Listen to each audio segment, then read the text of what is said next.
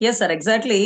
మీరు గతంలో గమనిస్తే రాజశేఖర్ రెడ్డి గారు ఫ్రీ పవర్ అనేది ఒకటి ఫస్ట్ సంతకం పెట్టారు. మీకు గుర్తుందా అండి? Yeah yeah yeah. రైతులకి సంబంధించి ఫ్రీ పవర్ అన్నారు.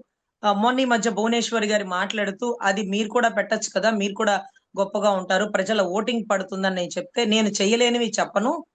అలా చేయలేనివి సాధ్యం కానివి నేను చెప్పను అని ఆయన అన్నారు. ఆయన చాలా గొప్పగా ఆలోచిస్తారు అని ఆవిడ ఒక అంటే ఒక ప్రచారంలో చెప్పారండి. అంటే ఒకళ్ళ కరెంట్ ఫ్రీ అంటే ఆ కరెంట్ తీగల మీద బట్టలారేసుకోవడమే గాని కరెంట్ ఫ్రీ అనేది జరగదు అన్నారు.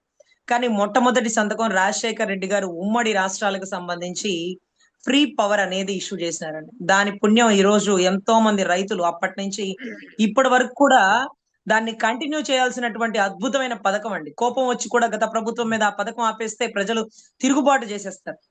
తిరుగుబాటు చేసేస్తారు. ఆ పథకాన్ని మొట్టమొదటిగా తీసుకొచ్చి ఫస్ట్ పెట్టిన సంతకం ఫ్రీ పవర్.